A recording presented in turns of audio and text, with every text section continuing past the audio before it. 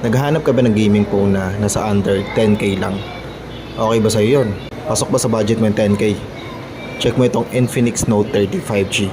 Naka 5,000 mAh battery nga pala siya, 45 watts fast charging, Dimensity 6080 5G processor, 108 megapixel main camera, 204 Hz touch sampling rate, total of 16 GB of RAM, 256 GB of internal memory, at naka dual stereo speaker sound by JBL and Hi-Res. Okay, isa-isahin natin ang specs niya. Gusto kong simulan sa processor niya na Dimensity 6080 5G.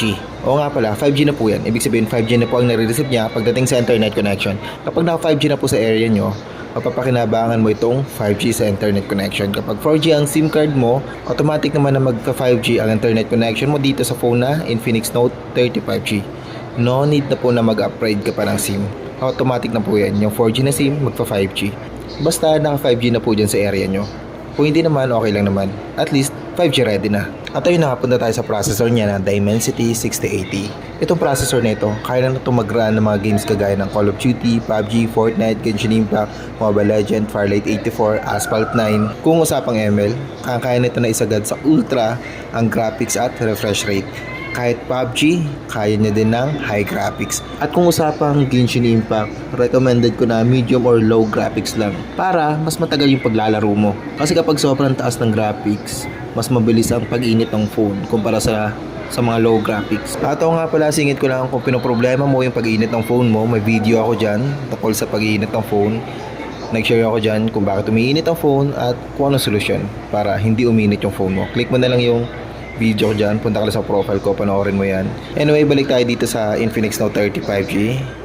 Oo nga pala yung processor niya, naka 6 nanometer po pala yan. Kapag mas maliit po kasi ang nanometer ng processor or yung tinatawag na chipset, mas mabilis, mas powerful at mas battery efficient kapag mas maliit ang nanometer. Dahil nga kapag mas maliit ang space sa pagitan ng transistor, nagkakaroon pa ng ibang space para do sa additional na transistor do sa processor.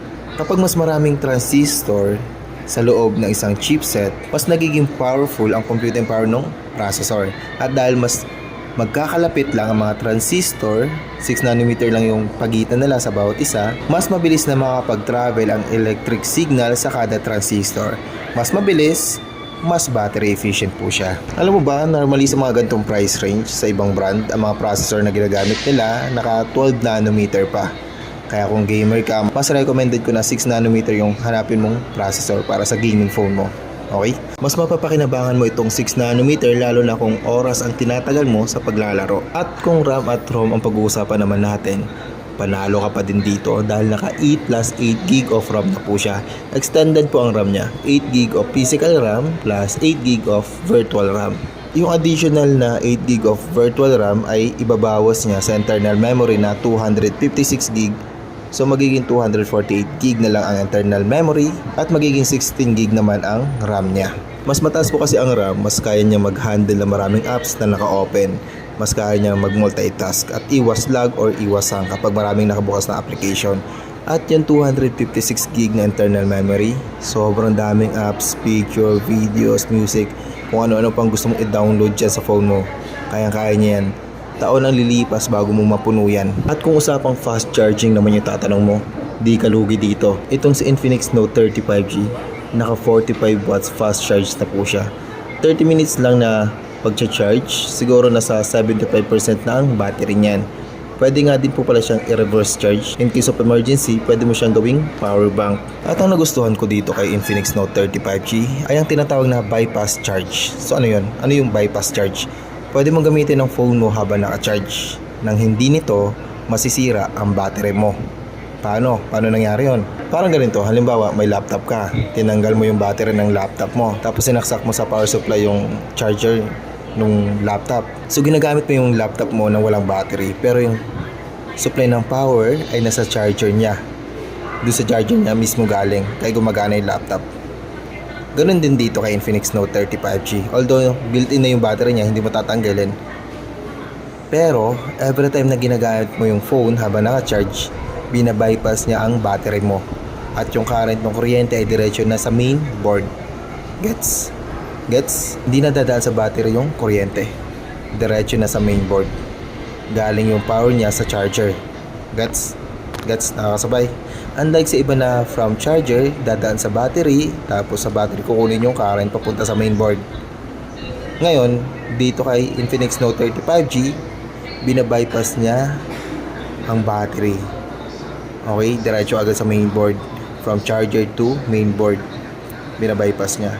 Ginagawa niya yun para mas lumagal ang lifespan ng battery. Iwas sira sa battery habang nagcha-charge. Ngayon kung tatanungin mo sa akin, safe ba na maglaro habang naka-charge? Syempre, safe na safe. Usually naman kaya nasisira yung ibang battery kasi nga ginagamit na yung phone, naglalaro sila habang naka-charge.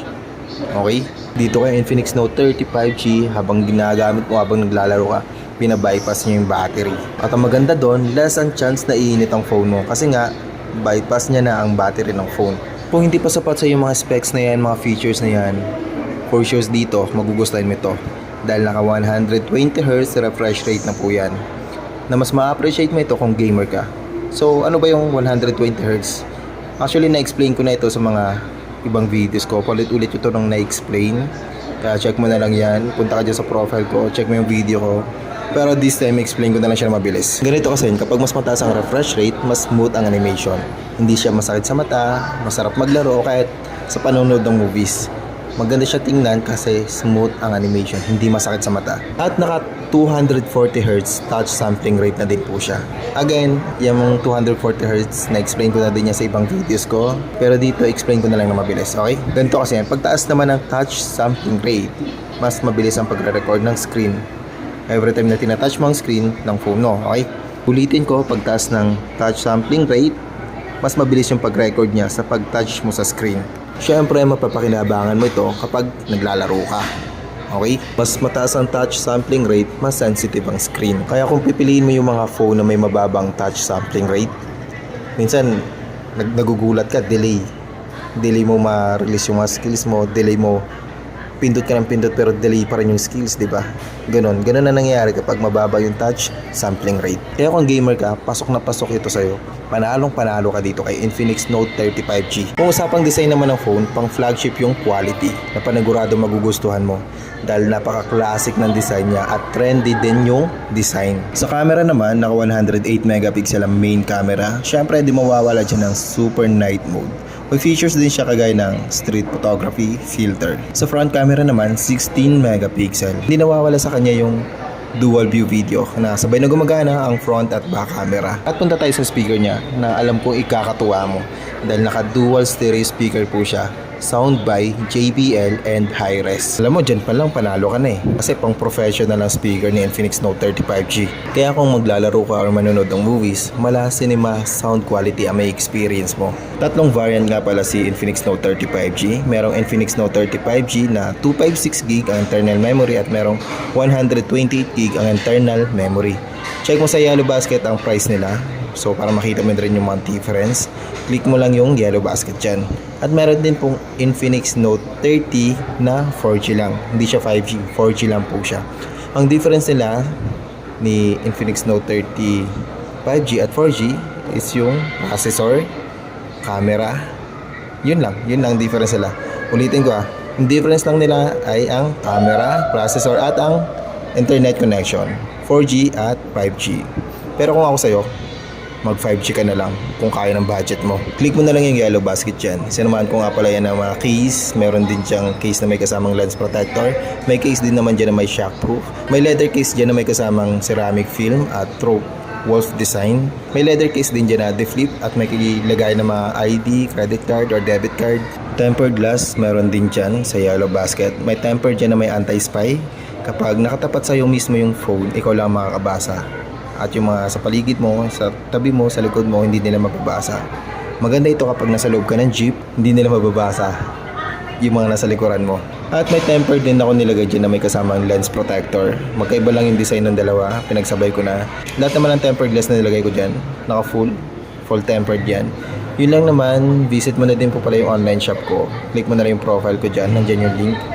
Kung di ka pa bibili ngayon, save mo na lang ang video ito para mabilis mong mahanap or search mo na lang yung name ko sa TikTok, RSG Tommy 1. Yun lang naman, peace out.